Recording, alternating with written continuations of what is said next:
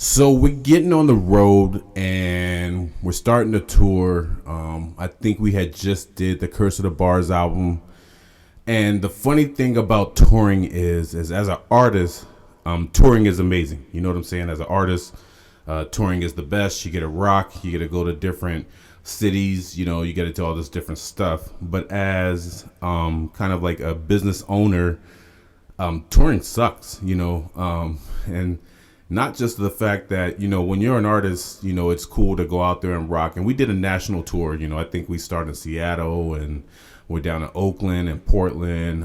We were over in Los Angeles and Arizona, Atlanta, New York, just everywhere, just all over the place. And like I said, from an artist standpoint, it's wonderful. You get to go out there and you get to rock. You get to go out there and see different places. But when you're starting to set up the tour, you realize that how much work it really is, because you have to set up hotels, you got to drive, you have to figure out the best way to maneuver, especially on a national tour, because we're, leaving and driving from Seattle to go down to, Portland, and the logistics of making sure everything kind of runs smooth is, it's work, it's work to say the least. Even when we went to Atlanta, New York, we had to fly over there. We had to red line it out to New York City. And it's just, it's a lot of organization, a lot of pinpointing. And when I started to do the setup or kind of organize the shows or the tour schedule, I kind of did it like wrestling, so whatever city we were in after we got done with the show, we dip out and go drive to that next city, and that's where the hotel will be set up.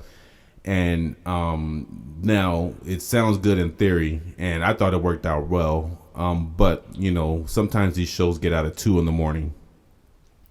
Let's say we were in Seattle. I think I had set the spot up in Portland, and we were in Seattle. So we had a show in Seattle. We drove all the way to Seattle, rocked, came all the way back to Portland because that's where the next show was. And then after we got done with the show in Portland, we had to drive to Oakland.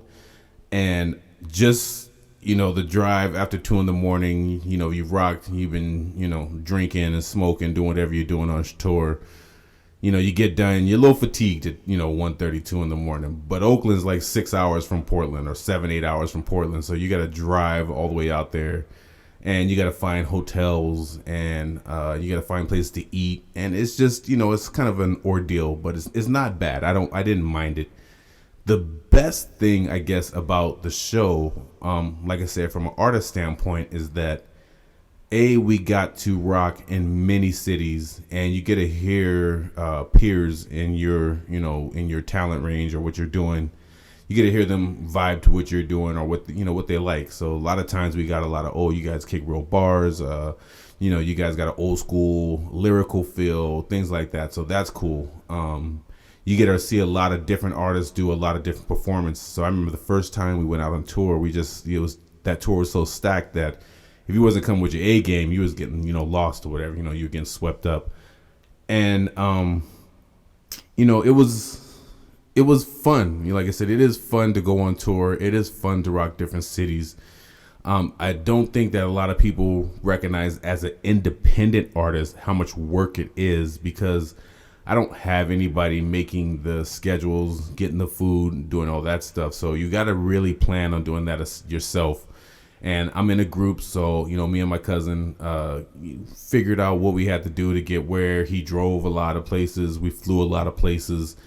And you get a lot of experience on doing shows. I remember we first started little rocky, but by the end of the tour, we were on point. You know what I'm saying? The rhymes, the style, the flow. We were really kind of getting dope at the end of the tour. But the beginning, like I said, when you perform live, but you haven't performed live on that type of schedule where you're constantly going next night, couple days off, next night you go a couple days off. When you kind of get in that routine, especially as a rap artist, like I said, it's fun, but it is a little bit of work. We were 3 or 4 hours away, and we would practice the whole set all the way to the next spot so we can be on point.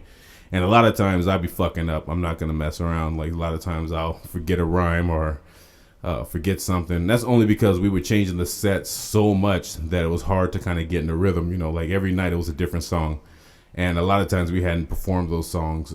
So you're trying to memorize and get as much as you can. We got a whole catalog. We have almost like 200 songs recorded. So it's every night is okay. Let's do this one, this one, this one, this one, this one, this one. And you're just trying to remember all those rhymes. But like I said, from a logistical business standpoint, it was a learning experience. Like I said, you're traveling 13, 14, 15 cities. You have to have hotels. You have to have gas. You have to eat. You have to keep yourself occupied. I mean, not necessarily. I guess you could stay in the hotel room, but what's the point of being in all these different cities if you're not going to check out some of the stuff that's going on? So, you have to keep yourself occupied. You have to, check out all the scenery. We were the type of group that we would be the first ones there and one of the last ones to leave. So we watch everybody rock. Now there might be 15, 16 groups, but we watch everybody, every city, every place we go, just so we can kind of, get a good vibe from them. And a lot of people kind of appreciate that, even still to this day. A lot of people, we've made a lot of connections and a lot of friendships just out of watching people set.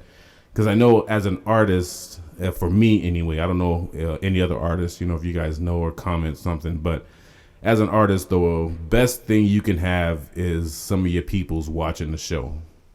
Because I'm not a headliner. I'm not pulling in 30,000 arenas, stadiums. We're doing smaller venues, and I've rocked a show where it was me, my cousin, and the bartender. You know what I'm saying? There's nobody on the floor. There's just us. And so I think we got a good rapport with a lot of people because we rocked their set. We checked their sets, we rocked their sets, we memorized the music, we sing the hooks. So that was an experience too, kind of like a little fraternity of people, of artists that were grinding and getting their music out, and showcasing what it was to be like as an artist on the road, trying to get people to know your music, learn the hooks, get the vibes down. It just became, like I said, a little fraternity, a network of people that we actually kind of grew together. And even to this day, like a lot of the Digging the Crates, a lot of that music's from people I met on tour. If you look at a lot of intros, I'll say, hey, I was rocking with this person at this city, or I was rocking with that person in this city. So the touring, like I said, is fun as an artist, but as a business owner or logistics, putting together a group of logistics and hotels and everything is really a pain in the ass. Like it's super duper tough to network 15, 16 cities and find a place to lay your head and find a place to eat and make sure you have enough money not to get stranded. And even in New York, we got to New York, we rocked out in New York. It was super dope. You know what I'm saying? Had a great time, saw all the New York stuff. You know what I mean? So on our way of catching the flight home, we were getting ready to catch an Uber, and literally like the the NYPD jumped out the car, split me and my cousin up, shaking us down. What you got on? Whole whatever. So, and I've noticed that on tour. I've been pulled over in Wisconsin, Seattle, everywhere I go on tour. I've always gotten pulled over by some type of police officer. So you got to kind of learn. There's the fun side of rocking, but then there's this whole, we got to get gas before we run out on the side of the road in the middle of nowhere because, for the next 120 miles, there's nothing, So there's just a lot of different elements that go into touring as an independent artist and as, a upcoming company.